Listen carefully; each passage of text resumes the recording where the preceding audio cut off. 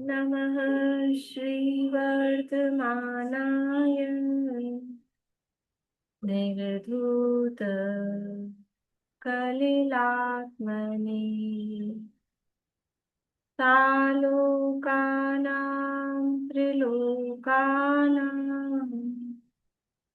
यद्विद्यादर्पणायते यद्विद्यादर्पणायते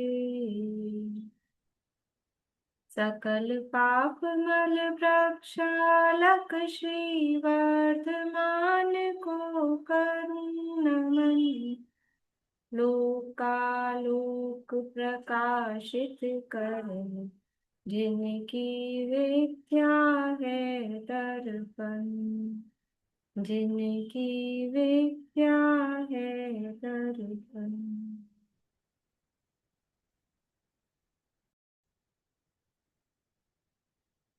रत्नकरण शावकाचार्य नामक ये ग्रंथ है, आचार्य श्री समंतभद्र स्वामी द्वारा रचित। इसके अंतर्गत परिशिष्ट के आधार पर रेणु जी सुना रहे हैं, लेकिन ये बस 2-3 लोग हैं। रेणु जी हैं, सुनीता आंटी हैं, निशा आंटी हैं, बस यही लोग सुनाते हैं। बाकी सब लोग का क्या है, बस सुनने का ही काम है, श्रोता ही रहेंगे। नहीं, मैं कुछ और ही बोल रही थी। हाँ बोलिए। मैं सुना देती हूँ, आप क्या नहीं, बोलो वो भी। मीना चाची तैयार है, मैंने तो आपको पहले कर दिया, अब देखा आप अच्छा, बोलिए। नहीं, मेरे को मतलब मैं भूल गई थी। मैं बोली कि मेरे को ना आधे घंटे में निकलना है। तो अगर कहानी अगर आप सुन लेते हो तो ठीक है, नहीं तो फिर मेरे को लीव करना पड़ेगा। अगर आप पहले सुन लेते हो मेरी कहानी, क्योंकि मुझे आधे घंटे में निकलना है यहाँ से। चलिए मैं एक खाली बार। कहानी के लिए मैंने ज्वाइन किया आज क्लास। ठीक है, तो पहले तो ये मीना चाची से सुन लेते हैं एक नहीं, मिनट। आप और यदि इनसे सुनना, मेरी कहानी बड़ी है ना मैम। आप कहानी सुना रहे हैं कि वो सुना रहे हैं पूरी? कहानी, मैं तो कहानी सुनाने के लिए बोल रही चलिए, कहानी कौन सी सुनाएंगे आप? मैं आपने पहले से नाम नहीं दिया आपने, तो वो मेरे को पता रहता है ना, तो कौन सी कहानी सुनाएंगे? मीना चाची, आप कौन सी मैं कहानी? विद्युत चोर की कहा, वो विद्युत मुनि की कहानी या आपने नाम दिया है पिक्चर का? ठीक है। मैंने हाँ दिया था मैम। हाँ हाँ हाँ, याद आ गया, पिक्चर छोड़ का। चलिए रेणु जी, सुनाइए आप। ये कार्तिकेय स्वामी की कहानी सुना रहे हैं। इसमें नाम नहीं है, लेकिन उनका मतलब उन्होंने भी इस तरह से समता धारण करके अपना अ, आत्मनिर्भर किया, तो उसके लिए ये कहानी बोलिए। मैंने बहुत अच्छे से तैयारी नहीं की, बस सुना रही हूँ, भाव हो गए थे। बोलिए बोलिए। हाँ। कार्तिकपुर नगर में राजा अग्निदत्त रहते थे। उनकी पत्नी का नाम वीरवती था। उनकी एक पुत्री थी जिनका नाम कृतिका था। वो बहुत ही धर्मपरायण और रूपवती थी। एक बार अष्टानिका व्रत ने उन्हें 28 के व्रत धारण किए, और जब वो व्रत का अंतिम दिन था, तब वो मंदिर में भगवान के ऊपर रखी हुई जो माला थी वो लेके आई, और वो उन्हें अपने पिता को सौंप दी। मैम, दोनों मेरा ही चेहरा दिख रहा है मैम। बोलिए। हाँ हाँ, आप तो बोलिए। अच्छा। और पिता को उसने वो मंदिर से भगवान के ऊपर रखी हुई फूलमाला लेके आए और उसने अपने पिता को सौंप दी। उस दिन उसका दिव्य रूप बहुत ही पूरा दिव्य रूप उसका बहुत ही रूपवान लग रहा था। तो उसके पिता उसके रूप पर उनकी नीयत खराब हो गई और मोहित हो गए, और उनका मन काम विकार भावनाओं से भर गया। और उनका पापी मन, उन्होंने सोचा कि उन्होंने कुछ सोचा, और फिर उन्होंने कुछ जैन मुनियों को और अन्य धर्मावलंबियों को अपने पास बुलाया, और उन्होंने उनसे एक प्रश्न किया कि हे महात्माओं, मेरे द्वारा पैदा हुए रत्नों का मालिक क्या मैं ही हूँ, क्या कोई अन्य भी है? तब अन्य धर्मावलंबियों ने एक साथ कहा कि नहीं राजन, आपके द्वारा पैदा हुए रत्नों के मालिक आप ही हो। लेकिन जैन मुनियों ने उनका उत्तर नहीं देके कुछ देर के लिए उन्होंने सोचा। फिर उन्होंने कहा कि राजन, जो कन्या रत्न है, कन्या रत्नों को छोड़कर आपके द्वारा जो भी पैदा हुए रत्न हैं उनके मालिक आप ही हो, लेकिन कन्या रत्न के आप केवल पिता के रूप में ही मालिक हो। ये सुनकर राजा को बहुत खराब लगा, दुख हुआ और उनको गुस्सा आया और वो क्रोधित होकर उन्होंने जैन मुनियों को देश निकाला दे दिया। और फिर उन्होंने अपनी पुत्री कृतिका के साथ ही विवाह रचा लिया। कुछ समय के बाद उनके दो संतान हुई, एक पुत्री और पुत्र। पुत्री का नाम था वीरमती और पुत्र का नाम था कार्तिकेय। और जब पुत्री बड़ी हुई, विवाह योग्य हो गई, तो उन्होंने रोहित देश के रोहित नगर के राजा क्रोंच के साथ उनका विवाह कर दिया और वहां से वो सुखी और आनंद से अपना जीवन व्यतीत करने लग गई। और धीरे धीरे कार्तिकेय बड़ा होने लगा और जब वो 14 साल का हुआ, तब एक बार वो अपने अन्य राजकुमार मित्रों के साथ खेल रहा था। तब उसने देखा कि उसके मित्र नए नए वस्त्राभूषण पहने हुए हैं, तो उसने अपने मित्रों से पूछा, उन वस्त्रों के बारे में पूछा। तो मित्रों ने कहा कि मेरे ये वस्त्र मेरे नाना ने मामा ने मुझे दिए हैं। तो उसको जिज्ञासा हुई और वो अपनी माँ के पास गया और माँ के पास जाके बोला, माँ, मेरे मित्र लोगों के पास नाना और मामा के दिए हुए वस्त्राभूषण है, मेरे और नाना मामा ने तो कभी मुझे वस्त्राभूषण दिए ही नहीं। और तो माँ बहुत दुखी हो गई उसका ये वाला प्रश्न सुनकर और माँ रोने लगी। माँ को रोता हुआ देखकर बच्चा ने फिर पूछा, माँ क्या हुआ? तो माँ के अबोध बाल मन के हट के कारण माँ झूठ नहीं बोल पाई और माँ ने उनको सच बात बता दी। और माँ बोली कि बेटा, तेरे और मेरा जो संबंध है वो कभी भी किसी के साथ ऐसा संबंध नहीं हुआ जो तेरा और मेरा संबंध है। जो मेरे पिता है वही तेरे पिता है। मेरे पिता ने मुझसे बलात् जबरदस्ती शादी कर ली और मेरे को कलंकित कर दिया, इस रिश्ते को कलंकित कर दिया। और मैं मतलब इसको इस रिश्ते को कलंकित कर दिया और उसी उसी तुम उसी तुम मतलब पिता की संतान हो, इसलिए तेरे पिता ही तेरे नाना हैं। तो फिर ये सुनकर वो बच्चे को बहुत आघात लगा, बहुत दुख हुआ। वो माँ का रोना देखकर उसका मन भी ग्लानि से भर गया और उसको एकदम वैराग्य सा होने लग गया। फिर वो बोलता अपनी माँ को, माँ, जो इतना महापाप हुआ उस अनर्थ को कोई रोकने वाला नहीं था, किसी ने रोका नहीं इस अनर्थ को। तब फिर माँ बोली, नहीं बेटा, जो जैन मुनि थे उन्होंने रोका था, लेकिन उनको देश निकाला दे दिया गया। तो फिर बच्चा बोला कि जैन मुनि कौन है, कैसे होते हैं जैन मुनि, क्योंकि वो जैन मुनि का शायद उन्होंने कभी दर्शन नहीं किया होगा। तब माँ ने उनको जैन मुनि के आचरण के बारे में, उनके स्वरूप के बारे में, उनके मूल गुणों के बारे में और उनकी चर्या के बारे में पूरा विस्तार से माँ ने अपने बच्चे को समझाया। माँ जब बच्चा पूरा उनको बारे में समझाया, तो बच्चे को जैन मुनि के प्रति इतनी अगाध श्रद्धा हो गई और उनको वैराग्य हो गया और वो उसी समय घर से निकल गए। 338 या 39 पेज पे है मैम। आप तो बोलिए। अच्छा मैं सोची आप देख रहे हो। तो फिर वो वहां से घर से निकल के वो जहाँ पे तपोवन में चला गया, जहाँ पे आचार्य कोई संघ का प्रवास चल रहा था। वहां पे जाके उन्होंने आचार्य संघ के दर्शन किए, नमोस्तु किया और आचार्य से निवेदन किया कि मुझे भी मुनि दीक्षा प्रदान कीजिए। आचार्य ने उस बालक को देखा और उस होनहार बालक को देख के उन्होंने कार्तिकेय को मुनि दीक्षा प्रदान कर दी।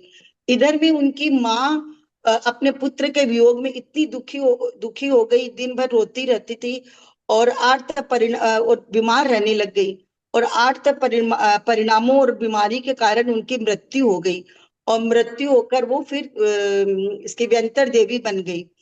और इधर आचार्य श्री के संग में उन्होंने ये क्या बोलते हैं इसको, शास्त्राभ्यास करते हुए वो बहुत विद्वान मुनि बन गए। और फिर एक बार वो लोग जब विहार कर रहे थे, नगर नगर विहार करते करते वो लोग रोहित नगर पहुंचे, जहाँ पे उनकी बहन का नगर था, जहाँ शादी हुई थी। और आहार चर्या के लिए जब वो मुनि कार्तिकेय निकले, तो जब महल के नीचे से निकलने लगे, तो ऊपर में उनकी बहन अपने पति के साथ थी। तो बहन ने नीचे देखा कि कोई मुनि जा रहे हैं, तो उन्होंने अपने भाई को पहचान लिया और वो दौड़ती भी नीचे आई और नीचे आके उसने मुनि के चरण छुए और वो बहुत खुशी से उसने मुनि के चरण छुए। तो ये देखकर जो राजा क्रोंस थे उनको बहुत क्रोध आया और क्रोधित होकर बोले कि तू किसके चरण छू रही है? ये नग्न है, भिखारी और दरिद्र आदमी के तू चरण छू रही है। और वो क्रोधित अवस्था में मतलब क्रोध से भरे हुए उन्होंने मुनि की बहुत पिटाई की, जिससे मुनि अचेत होकर जमीन पे गिर गए। जब वो जमीन पे गिर गए तब उनकी जो पूर्व भव में माँ थी कृतिका और इस भव में जो व्यंतर देवी थी वो आई और उन्होंने अपने बेटे को उठा के और वो शीतलनाथ मंदिर में उनको ले गई और वहां पे उनको सुरक्षित जगह में उनको बिठा लेटा दिया। कुछ देर के बाद उनको होश आया। होश आने के बाद भी उनके स्वास्थ्य में कोई भी सुधार नहीं हुआ और वो होश तो आ गया लेकिन उनके स्वास्थ्य में कोई सुधार नहीं हुआ, जिससे उन्होंने समाधि ले ली और फिर समाधि पूर्वक ही फिर वो उनका वैमानिक देव में उनका जन्म हुआ समाधि पूर्वक।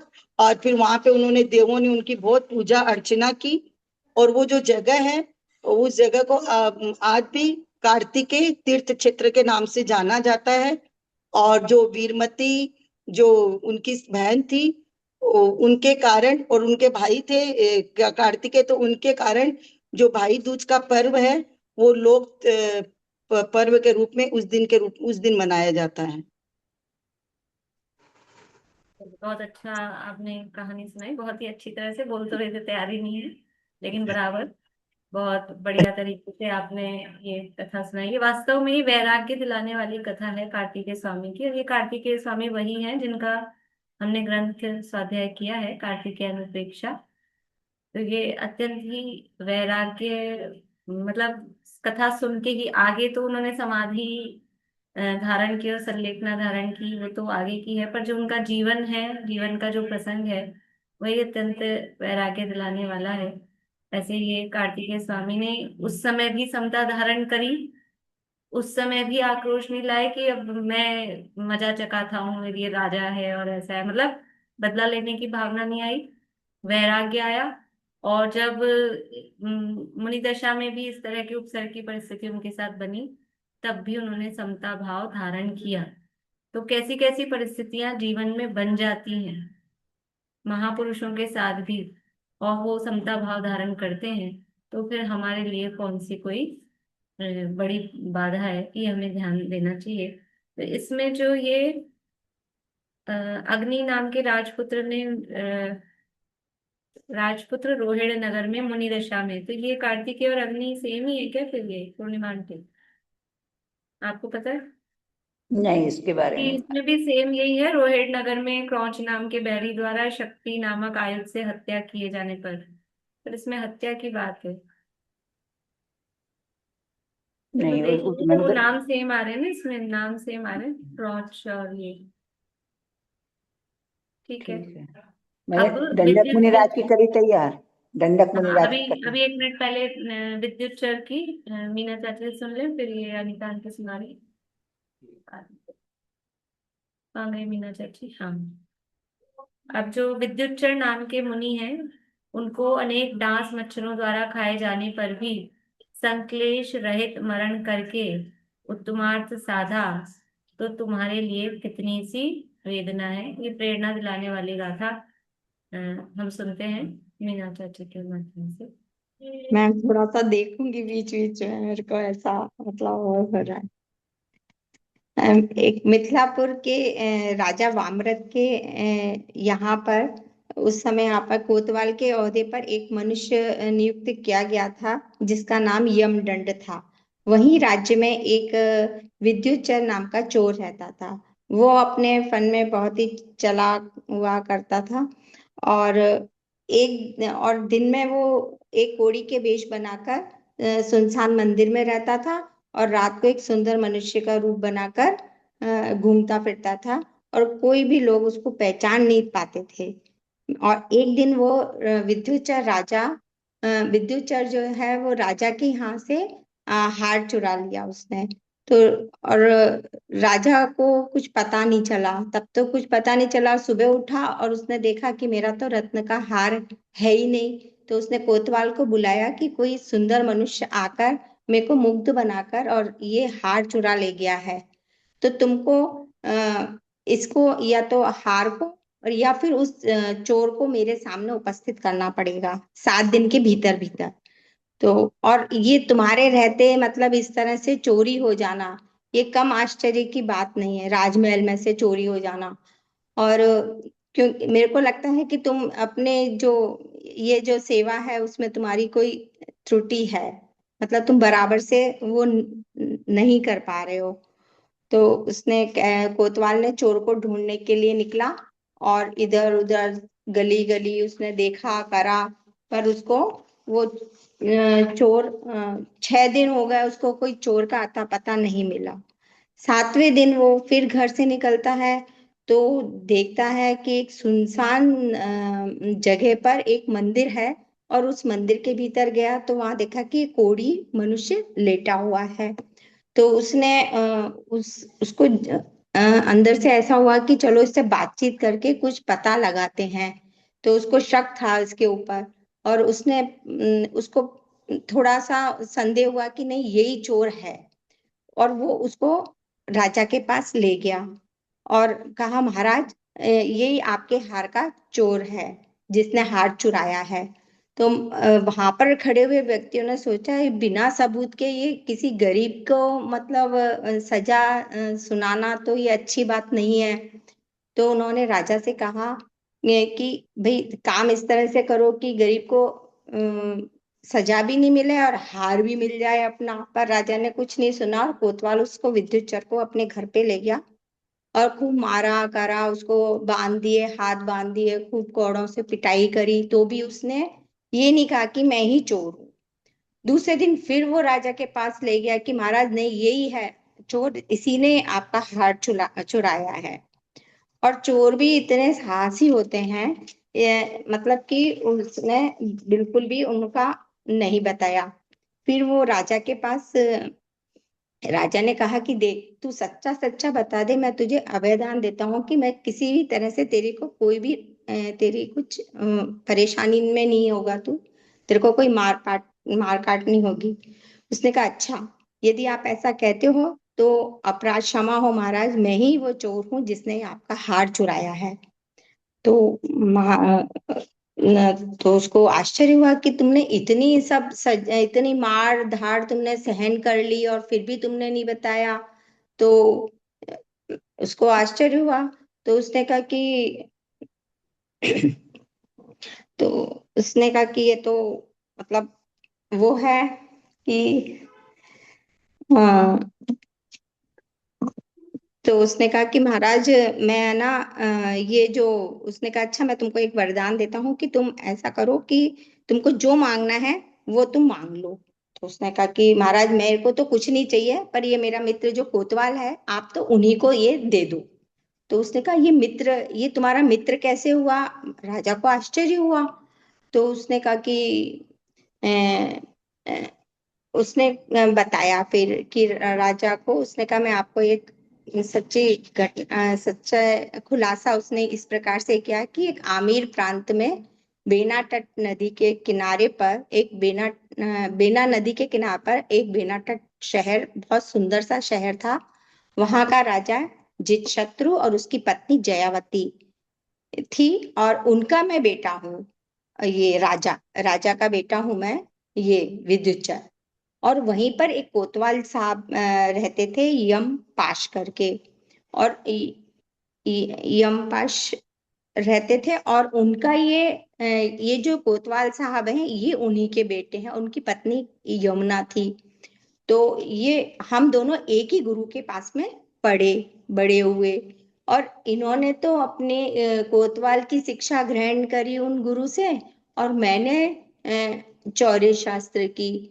मैंने वैसे तो ये विनोद के लिए ऐसे ही सीखी थी ये विद्या, पर एक दिन हम दोनों बातचीत कर रहे थे तो वो अपनी चतुराई बघाड़ने लग गया विद्युचर कि मैं तो है ना मतलब कोतवाल के, जब तुम कोतवाल के कहीं ओहदे पर होंगे उसी समय मैं वहां से चोरी करूंगा। और तो उसने कहा अच्छा ऐसी बात है। तो उसको अच्छा लगा, चलो मैं जहां भी आऊंगा तो मैं उस शहर में किसी भी तरह से कोई भी हानि नहीं पहुंचने दूंगा, उस शहर की रक्षा करूंगा यदि तुम वहां पर चोरी करने आते हो तो ऐसा करके उसने वो किया। फिर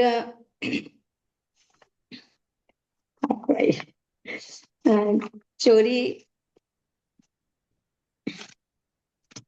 पढ़ लीजिए, देख के पढ़ लीजिए। हाँ हाँ, ऊपर नीचे हो गया। फिर उसने कहा चोरी करके अ, तो कुछ दिनों के बाद है ना, फिर क्या हुआ कि उसने चोरी रक्षा करूंगा, तो उसके कुछ दिनों के बाद उसके जो पिता थे जित शत्रु, और उन्होंने क्या किया कि राज्यभार का सारा काम इसको सौंप के और वो खुद जिन दीक्षा लेके मुनि बन गए। और कोतवाल के पिता भी जो थे जो यमपाश थे, वो भी जिन दीक्षा लेके साधु बन गए और उन्होंने उसको राजभार संभाल दिया, तो वो तो राजा हो गया। और ये इसके डर के मारे वो वहां पर रुका नहीं, कि उसने कहा कि वो वहां से निकल लिया कोतवाल। कोतवाल निकल के और किसी दूसरे शहर में चला गया। तो अब ये आपके यहाँ कोतवाल के उस पे नियुक्त हुआ। और मैं इसको चोरी मेरे को करनी थी, तो इसको ढूंढते ढूंढते अपनी प्रतिज्ञा के कारण इसको ढूंढते ढूंढते यहाँ पर आया और मैंने आपका हार चुराया। तो इस प्रसंग से उसको बहुत है ना, विद्युचर को वैराग्य उत्पन्न हो गया और उसने वैराग्य के कारण जिन दीक्षा ले ली और बहुत सारे राजकुमार भी उसके साथ दीक्षित हो गए। फिर अ, उसने भी देश विदेश घूमते घूमते और जो भी बेसमझ और जो भी वो थे मोह माया में फंसे हुए लोग, उनको इस मार्ग से आत्महित के मार्ग पर उन्होंने उनको लगाया। और फिर उसके बाद में जो क्रोध काम लोभ राग द्वेष आदि जो आत्म शत्रुओं पर उन्होंने अपनी विजय प्राप्त करी और आत्मोन्नति के मार्ग में वे बेरोक टोक आगे बढ़ते चले गए। एक दिन वो ताम्र लिप्तपुरी में पहुंचे संघ के साथ में। तो वहां पर क्या हुआ कि जैसे ही वो उस नगरी में प्रवेश करने वाले थे, तो वहां पर एक चामुंडा नाम की देवी प्रकट हुई। उन्होंने कहा कि योगी राज अभी आप रुकिए, ठहरिए, आगे मत बढ़िए, यहाँ पर मेरी पूजा विधि चल रही है। तो उनके संघ के शिष्यों ने मतलब ये सब स्वीकार नहीं करते हुए और वो आगे बढ़ गए विद्युचर मुनि। और वहां पर एक पश्चिम दिशा में एक परकोटे में पवित्र स्थान देखकर अपने संघ के साथ ध्यानस्थ हो गए। इतने में चामुंडा देवी ने देखा तो उसके क्रोध का कोई ठिकाना नहीं रहा। उसने अपनी व्यंतर विद्या से वो कबूतर जैसे डांस मच्छर आदि जो ने खून पीने वाले ऐसे जीव उत्पन्न कर दिए। और वो तो अपनी बारह भावना भाते हुए वो ध्यानस्थ हो गए थे, तो उनको तो कोई फर्क नहीं पड़ा। पर अंत में फिर उन्होंने शुक्ल ध्यान के द्वारा अपने कर्मों का नाश करके और केवल ज्ञान प्राप्त करके मोक्ष सुख को प्राप्त किया। और हम लोग भी सब इसी तरह से मोक्ष सुख को प्राप्त करें और संसार मार्ग से छूटकर शांति मिले इस तरह से। बहुत अच्छा, बहुत सुंदर। पता नहीं होगा। ये जो मुनिराजों की कथाएं हैं वो वास्तव में प्रेरणादायी हैं। अभी आप देखो कि जीव कौतूहलवश क्या करता है, राजा होने पर, राजा का पुत्र होने पर और फिर खुद राजा बनने पर, इसके बाद भी कौतूहलवश कैसे काम कर रहे हैं, ये चोरी के काम। लेकिन जो इसमें शूरवीर हैं कि ऐसा काम कर रहे हैं, तो वो फिर धर्म क्षेत्र में भी उतने ही शूरवीर होते हैं। तुरंत उनको फिर इस प्रसंग से वैराग्य आया। फिर मुनि दीक्षा लेते हुए भी फिर वो घबराए नहीं। हम लोग तो क्या कि जो शूरवीर नहीं होते ना, तो वो इधर भी ढीले और उधर भी ढीले, हमसे कर्म भी नहीं होते हैं, और धर्म क्षेत्र में भी हम ऐसा समझ लो शिथिल ही रहते हैं। तो वो शूरवीर थे। तो ये जो सारा प्रसंग चोरी का हुआ, उसके बाद उनको वैराग्य आ गया और दीक्षा ले ली।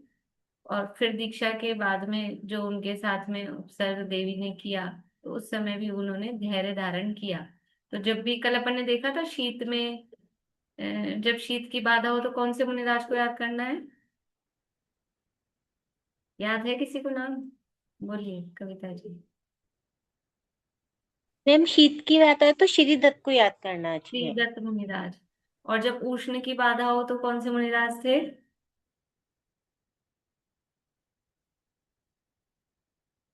बोलिए अनिता आंटी।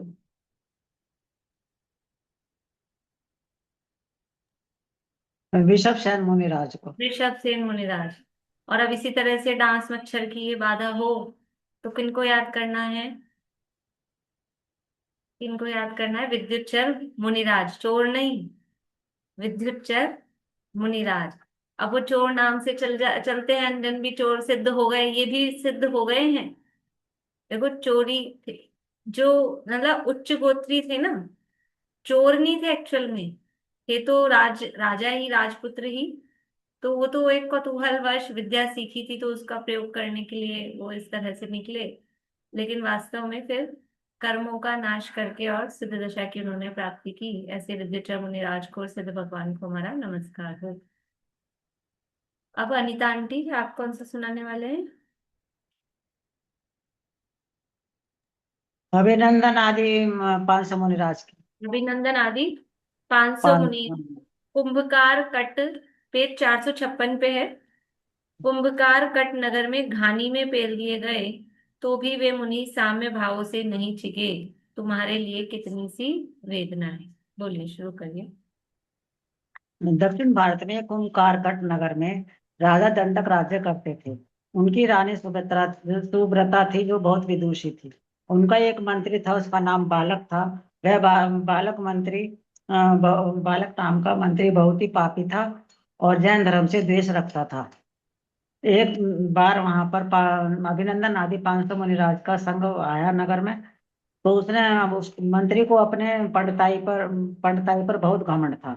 तो उनसे उसने मुनिराज से शास्त्रार्थ करने का सोचा। तो वो मुनिराज संघ के आचार्य के पास जा रहा था शास्त्रार्थ करने के लिए। तो रास्ते में ही उसको खंडक नामक मुनि मिल गए। तो रास्ते में ही उनसे शास्त्रार्थ करने लगा और अंड संड कुछ भी कहने लगा।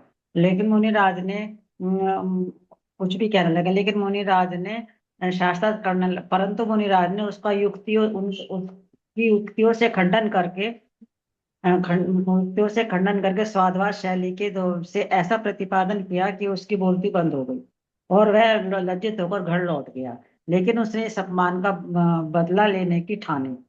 तो उसने एक युक्ति से एक भांड को मुनि बनाकर रानी सुभद्रा रानी के महल में भेजा। और भांड भी रानी से अच्छा भला बुरा मजाक करना, हंसी मजाक करने लगा। मंत्री ने ये लीला सारे राजा को बताई। उसने कहा, राजा साहब, आप तो इन पर इतना भक्ति करते हो, मुनियों की इतनी सेवा करते हो, आप आंखें खोलकर देखिए जरा क्या हो रहा है।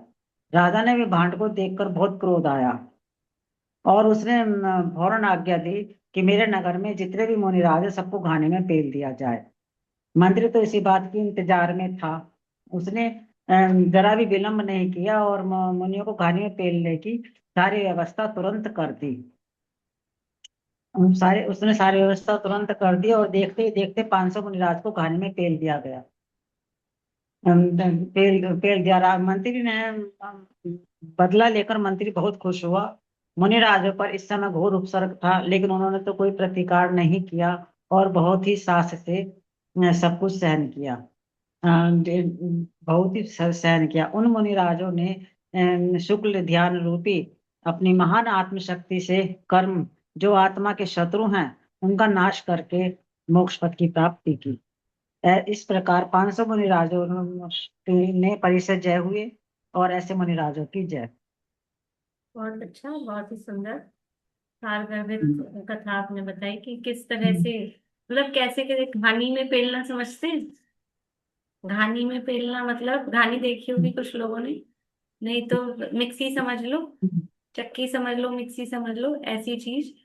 उसमें उनको मतलब जैसे वो जूस निकालते हैं, जूसर समझ लो अपना, वो घानी मतलब तेल निकालने वाली है, वो भी उसका जूस टाइप ही है। ऐसे मुनिराजों को उसमें डाल दिया गया, और तो भी उन्होंने उसमें समता भाव धारण किया, और समता भाव धारण किया, और फिर यथा योग्य 500 मुनिराज थे, तो वो सब यानी उन्होंने मुक्ति की भी प्राप्ति की ऐसी अवस्था में। आप समझे, ऐसी अवस्था में जीव आत्मा में लीन होकर कर्मों का नाश कर सकता है।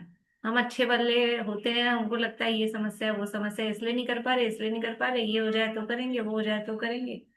घानी में पेलने जैसी अवस्था में, और फिर शुक्ल ध्यान के माध्यम से कर्मों का नाश करके आत्मा में लीन होकर सिद्ध दशा की प्राप्ति की। ऐसे उन मुनिराजों को हमारा नमस्कार हो। अभी चित्रा जी है क्या? हाँ चित्रा जी, आप सुना रहे हैं? चाणक्य मुनिराज की कथा। एक समय एक पाटलिपुत्र। बार ये पढ़ते हैं। चाणक्य नाम के मुनि को गायों के रहने के घर में सुबंधु नाम के बैरी ने अग्नि लगाकर जला दिया, परंतु वे मुनि प्रायोग गमन संन्यास से नहीं चिगे। तुम्हारे लिए कितनी सी वेदना। बोले। मगध देश के पाटलिपुत्र में राजा नंद रहता था। वो भोगाविलासी था, और उतना जान का नहीं, वो जबरदस्ती राजा बना हुआ था। उसके 3 मंत्री थे, कावी, सुबंधु और शक्टार। और वहीं पर एक पुरोहित रहता था, उसका नाम कपिल था। उसके कपिल कपिल था, और उसके कपिला नाम की, ये देविला नाम की स्त्री थी। उनके एक पुत्र था जो जिसका नाम था चाणक्य। वो बहुत बुद्धिमान था चाणक्य, और नित्य वेदों का ज्ञाता भी था, और नित्य नित्य नित्य शास्त्र में भी निपुण था वो। एक बार आसपास के राजाओं ने जब पाटलिपुत्र पर चढ़ाई करने की सोची कर दी, तो राजा खलबला गया, और उसने अपने मंत्री से, कावी मंत्री से बोला कि ये कावी मंत्री उनके पास गया और बोला कि राजा आपके यहाँ पर चढ़ाई करने वाले हैं। तो राजा ने कहा कि उनको राजकोष से धन दे करके विदा करो उनको, और चढ़ाई ना करे। तो कावी मंत्री ने राजकोट से धन उनको दे करके उनको वहां से दूर कर दिया, और राजा वहीं उसको चढ़ाई नहीं होने दी। फिर एक दिन राजा है वो वहाँ राजकोष देखने के लिए गया, तो उनसे पूछा कोषाध्यक्ष से कि भाई मेरे को धन चाहिए, धन। तो बोले कि धन तो सारा मंत्री ले गए। तो मंत्री से पूछा, तो मंत्री ने कहा कि मैंने तो जितने भी बाहर के जो आसपास के राजाओं को धन दे दिया, आपने कहा तो मैंने दे दिया। तो उसको राजा नंद को गुस्सा आया। उसने कावी मंत्री और उसके परिवार को एक अंधे कूप में डाल दिया, कैद कर लिया उसको। अब कावी मंत्री को बहुत गुस्सा आया कि भाई मुझे तो, मैंने जैसा कहा, राजा ने जैसा कहा वैसा ही मैंने किया था, और इन्होंने तो मुझे के जेल में डाल दिया, मैंने कूप में डाल दिया। तो फिर वो उन लोग को खाना देते थे, वो राजा खाना देता था, एक आदमी का खाना देते थे, उसी में वो सारा परिवार सहित वो लोग के ग्रास खाते थे। तो एक दिन कावी मंत्री बोलता है कि ऐसा करने से तो हम लोग सभी मर जाएंगे, तो राजा से मैं बदला लेना चाहता हूँ। तो बोले क्या किया जाए? तो उसने कहा कि अगर कोई ऐसा, बोला आप मेरे ही परिवार में से कोई ऐसा आदमी है जो राजा से बदला ले सके, तो मैं सारा ही जो खाना उसी को खिलाऊंगा, हम लोग भूखे रह जाएंगे, ताकि वो आगे जा करके और उससे उसको परास्त करके और उससे बदला ले। तो फिर उनके परिवार के लोगों ने कहा कि इसमें आप ही समर्थ हैं, इसलिए ऐसा करें कि हम लोग कोई खाना नहीं खाएंगे, सिर्फ आप ही खाइए सारा खाना, ताकि आप उससे बदला ले सकें। और धीरे धीरे करके सारे परिवार के आदमी मर गए, खाली वो अकेला बचा। फिर उसको इतने में थोड़ा दिन बाद फिर बाहर के राजाओं ने नंद गोप के वो पाटलिपुत्र पर चढ़ाई की करने की सोची कि, तो फिर अब वो नंद क्या करे? फिर उन्होंने फिर उसको फिर कावी मंत्री की याद आई, तो फिर उन्होंने कावी मंत्री को फिर बुलाया कूप से निकाल के बुलाया और उसको फिर वही मंत्री पद दे करके और बोला कि अब तुम इसका फिर इन लोगों को यहाँ से भगाओ। तो फिर वो मंत्री किसी तरह उन लोगों को हटाया वहां से और ये राज्य में लड़ाई नहीं होने दी, चढ़ाई नहीं करने दिया। अब वो वहां रहने लगा, मंत्री वापिस वहीं पर ही, किंतु उसके मन में ये खटक थी कि मुझे इस राजा से बैर लेना है, बदला लेना है। तो एक दिन वो ऐसे ही जंगल में घूम रहा था, तो उसे एक तो ब्राह्मण मिला, वही चाणक्य। देखा कि वो कुश के घास को खोदते जा रहा है, खोदते जा रहा है, उसका जड़ निकाल निकाल के फेंक रहा है। तो वो जाके पूछा, भाई तुम ऐसा क्यों कर रहे हो? तो बोला कि इसने मेरे पाँव में, इसका कांटा मेरे पाँव में चुभ गया तो मेरे को बहुत वेदना हुई, इसलिए मैं इसे जड़ मूल से उखाड़ना चाहता हूँ, उखाड़ूंगा तभी मुझे चैन मिलेगा। वो दृढ़ निश्चय था चाणक्य। तो कवापी ने सोचा कि ये आदमी काम के लायक है, यही राजा से बदला ले सकता है। तो उसने अपने साथ लिया और बोला कि तुम मेरे पास आओ, मैं तुम्हें राजा के वहां पर रखूंगा। तो फिर ना एक दिन वो कवि मंत्री है, वो चाणक्य के घर गया उसको ले जाने के लिए राजा के महल में, राज दरबार में। तो वहां उनकी तो चाणक्य की पत्नी यशस्वी थी, उसने कहा कि जब आप वहां जा ही रहे हैं तो राजा नंद से वो गायों का दान करते हैं, तो आप भी गाय लेके आइए दान में। ये कावी मंत्री ने सुना, तो कावी मंत्री जब उनको ले गया, कावी मंत्री ने कहा जब आप राजा से बोलता है कि आप गायों का दान करते हैं, तो बोले कि हाँ। तो बोला फिर कल आप गायों का दान कर दीजिए। तो राजा बोला ठीक है भाई। तो वो बहुत सारे ब्राह्मणों को ही बुलाया गया और इस चाणक्य को भी लेके गया और उसको आगे, चाणक्य को आगे आगे बैठ गया, वो बैठाया, आसन पर बैठ गया और भी आसन बिछे हुए थे। तो चाणक्य क्या किया, सारा आसन अपने पास रख लिया। तो कावी मंत्री ने कहा अभी तो सारे आसन क्यों रख लिए, उसमें से एक आसन दो, अभी और दूसरे भी आएंगे ब्राह्मण, तो उनको भी बैठना है। ऐसे करते करते कावी मंत्री ने सोचा कि ये तो लोभी है, लालची है। तो उसने क्या किया, धीरे धीरे करके सारे आसन वहां लगवा दिए। और फिर है ना, मंत्री ने कहा कावी ये चाणक्य को कि भाई यहाँ तो और भी आदमी आ रहे हैं जिनको गायों का दान देंगे, इसलिए तुम यहाँ से उठ जाओ और तुम आसन छोड़ दो, तुमको नहीं मिलेगी। तो राजा ने यही कहा कि तुमको नहीं दिया जाएगा। तो चाणक्य को गुस्सा आया कि पहले तो मुझे बुलाया और अब मुझे बोलता है कि तुमको नहीं मिलेगा। फिर कावी मंत्री ने उसको वहां से उठा करके और बाहर भगा दिया, बाहर कर दिया ये राज दरबार से। अब वो चाणक्य को बहुत गुस्सा है, उसने कहा कि मैं अब राजा नंद से बदला लूंगा। उसने मुझे बोल कर ये अपने भरी सभा में मेरा अपमान किया है। और उसने कहा कि जो जो आदमी मेरे साथ, बोला मैं इसका एक दिन इसका विनाश करूंगा, चाणक्य ये राजा नंद का। तो जो जो मेरे साथ आना चाहते हैं आए। तो कुछ आदमी राजा लोग उसके साथ हो लिए। फिर वो थोड़ा दिन बाद में उसे वो जब भ्रमण कर रहा था तो उसे एक लड़का मिला। वो देखा कि लड़का अजीबोगरीब है थोड़ा सा, और ये लड़का है दिमाग का बहुत तेज है, और इसके शरीर में, इसके चेहरे पर तेज चमक रहे हैं, ये कहीं राजा बनने लायक है ये। तो उसने उस लड़के को लेकर उसको शिक्षा दीक्षा दी। वो लड़का था चंद्रगुप्त मौर्य। तो फिर उसको उसके सहयोग से और अन्य राजाओं के सहयोग से उसने राजा नंद की नगरी पर, पाटलिपुत्र पर चढ़ाई करके और नंद को मार दिया और खुद उसको चंद्रगुप्त मौर्य को राजा बनाया, अपना वहां का महामंत्री बनकर बैठ गया। राज्य चाणक्य ही करता था।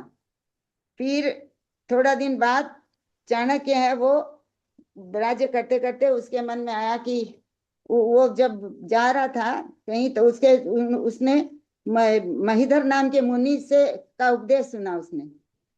और वो जब महीधर नामक मुनि का उपदेश सुना तो उसको वैराग्य हो गया कि भाई मुझे अब ये सब त्याग करके और मुनि दीक्षा ले लेनी चाहिए।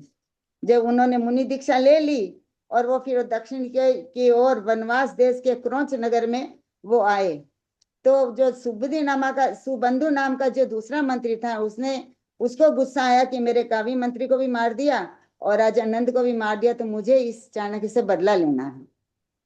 वो ढूंढते ढूंढते वो क्या किया, ढूंढते ढूंढते वो भी क्रौच नगर का में आया और वहां के राज दरबार में मंत्री बन गया।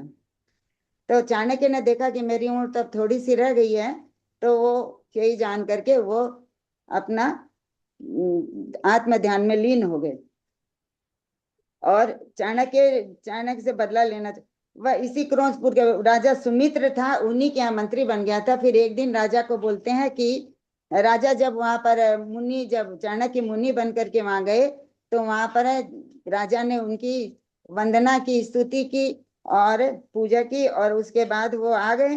तो सुबंधु ने क्या किया कि जब वहां चाणक्य जहाँ अपने संग सहित रुके हुए थे, वो गाय जहाँ रहती है वहां पर, तो उसने चारों तरफ घास लगा दी। घास लगा के उसमें आग लगा दी। आग लगाने से सारे चाणक्य मुनि और सब कोई पर बहुत घोर उपसर्ग हुआ, और उन्होंने 500 मुनियों को अधिक, और वो उस अग्नि में जल गए। तो 500 मुनियों से सहनशीलता से समता भाव धारण कर शुक्ल ध्यान रूपी आत्म शक्ति से कर्मों का नाश करके चाणक्य मुनि और अन्य जो मुनि बने थे वो सब सिद्ध गति को प्राप्त हुए। इस तरह चाणक्य मुनि की कथा है, हमें भी सिद्ध गति का सुख दे। बहुत अच्छा, बहुत सुंदर कथा आपने सुनाई। लेकिन ये चाणक्य और चंद्रगुप्त तो अभी वाले ही है ना? ये है तो चाणक्य यही और राजा नंद जब भी यही है। सिद्ध गति को प्राप्त हुए तो वो अभी पंचम काल में हुए हैं, तो मोक्ष तो नहीं गए होंगे, तो वो सिद्ध गति को प्राप्त होंगे ऐसा हम समझ सकते हैं। पर इसमें तो उसमें नहीं लिखा लिखा कि लिखा है, लेकिन फिर भी क्योंकि पूरे जो मंत्रियों के नाम हैं और जो है वो सब तो अभी वाले ही जो है ना, चंद्रगुप्त मौर्य, नंद राजा, ये तो अभी सब। अपने इतिहास में जिनका नाम आता है। और ये हाँ चाणक्य और चंद्रगुप्त जो भद्रबाहु स्वामी के समय में हुए, हाँ, चंद्रगुप्त मौर्य। तो वही है ना? हाँ तो वो वही है। वही है, तो फिर अभी पंचम काल में हुए हैं, तो मोक्ष तो नहीं गए होंगे, क्योंकि और चौथे काल के जन्मे होंगे ऐसा भी नहीं समझ आता है कि क्योंकि भद्रबाहु स्वामी की समाधि इन्होंने कराई थी चंद्रगुप्त मौर्य ने, और चाणक्य चौथे काल में जन्मे हुए ऐसा कोई समझ नहीं आता। ये तो सब अभी का ही है इतिहास। और कोई इतिहास में रुचि रखते हो तो देख सकते हैं कि ये चंद्रगुप्त मौर्य का टाइम क्या है, नंद राजा का टाइम क्या है, उससे आइडिया लग सकता है। पर जहां तक है, जो भी हो, मोक्ष अभी नहीं गए तो जाएंगे भविष्य में। और पर उन्होंने उपसर्ग के काल में भी समता भाव धारण किया। देखो, जीवों के परिणामों की विचित्रता, कहीं तो परिणाम कैसे थे बदला लेने की, इतना क्रोध, ऐसा परिणाम, और उनको जान से मारने की, इस तरह का परिणाम। और फिर जब वैराग्य आया तो मुनि दीक्षा ली, और फिर जब उपसर्ग हो रहा है अपने पर तब बदला लेने का भाव नहीं आ रहा। ये जीवों के परिणामों की विचित्रता। किसी भी जीव को देख के कि इसको क्रोध अवस्था में देखा तो उसकी इमेज हम ये बना लें तो क्रोधी ही है, ऐसा नहीं। ज्ञान जीव का स्वभाव है, वो सदा रहता है, लेकिन क्रोध आज है कल नहीं है। ये क्रोध आदि कषाय तो ये चली जाने वाली है। उसके आधार पे किसी जीव का हम निर्णय नहीं कर सकते, उसके स्वभाव का निर्णय नहीं कर सकते, उसकी भवितव्यता का निर्णय नहीं कर सकते। ये कितने क्षणिक विभाव हैं, ये नष्ट हो जाने वाले हैं। इस तरह की भी प्रेरणा हमको इन कहानियों से मिलती है। बोलिए नूतन जी। मैम, हम ये कह रहे थे जो ये चंद्रगुप्त है ना, ये शायद दूसरे चंद्रगुप्त हो सकते हैं। कि कल हम जब भद्रभाव की कहानियां ढूंढ रहे थे ना, स्टोरीज, तो मैंने कई जगह कई स्टोरियां सुनी थी भद्रभाव की और उनकी। तब उसमें ये आया था कि चंद्रगुप्त भी कोई दो थे, मतलब वो चंद्रगुप्त तो अलग थे मौर्य भद्रभाव के समय के, और ये चंद्रगुप्त अलग है, मतलब ये बता। हो सकता है सेम नाम के हो, लेकिन वो राजा नंद और वो सब वही वाली चीजें आ रही है ना, नंद राजा और शक्ता कावी मंत्री सुबंध, मतलब सेम से नाम लग रहे हैं। तो हो हम्म। सकता है अलग हो, ये भी हो सकता है। हम्म। और अगर आप लोगों को किसी को जिज्ञासा और कोई खोजें तो अच्छी बात है। तो अलग भी मतलब हो सकते हैं, मोक्ष गए हैं तो भी हम भद्रभाव उनको मुनि भी कोई नमस्कार दो करते बताए हैं। थे। हाँ जी। भद्रभाव मुनि भी मतलब बता रहे थे कि ये भी दो हुए हैं कोई, हाँ, मतलब। भद्रबाहु नाम के भी मुनिराज एक ही नहीं, दो हुए हैं। एक ही नाम के कई कई मुनिराज हुए, कुंद कुंद नाम के भी कई मुनिराज हुए हैं। समंतभद्र, मतलब ये तो सेम नाम चलते हैं ना, नाम तो वही होते हैं। तो वो हुए हैं, तो उस चक्कर में भी कंफ्यूजन हो जाता है, क्योंकि ज्यादा उन लोगों का इतिहास मुनिराजों का मिलता नहीं है, तो हम उससे भी कंफ्यूज हो जाते हैं। तो हो सकता है ये चंद्रगुप्त और चाणक्य कुछ कोई चतुर्थ काल में हुए हों, उसके आसपास तब हुए हों। तो वो मोक्ष गए हैं, तो मोक्ष गए हैं तो हम सिद्ध नमो सिद्धाणों के रूप में उनको नमस्कार करते हैं। अभी और कथाएं बची हैं, और आज अभी पूर्णिमा आंटी का आज नंबर नहीं आया है, तो अभी आज सैटरडे है ना, आज मंडे को अभी कंटिन्यू होंगी। अभी कुछ दो तीन कहानी अपनी कौन सी बच गई है, अभी एक तो ऋषभ सेन है, जो कल ऋषभ सेन वाली थी वो अलग थी, ये ऋषभ सेन एक और है, और दंडक मुनिराज की है। और ये अग्नि जो यहाँ लिखा है वो तो कार्तिकेय स्वामी वाली ही सेम लग रही है, तो अगर ये कोई अलग से मिले किसी को तो वो भी देख लीजिएगा। बाकी सारी हो गई है लगभग अपनी। श्रेणिक पुत्र रह गई है एक, श्रेणिक पुत्र गंगा नदी में नाव में डूब गए। तीन कहानियां बची हैं, तो एक तो दंडक मुनिराज की सुनाएंगी पूर्णिमा आंटी आप, एक तो ये पूर्णिमा आंटी सुनाएंगे, एक कौन सुनाने वाले हैं, सुनीता आंटी। आप कौन, आप लिख दीजिएगा कि समय हो गया, ग्रुप में डाल दीजिएगा नाम आपका। अभी अपन ये पूरा करते हैं। जय श्री राम।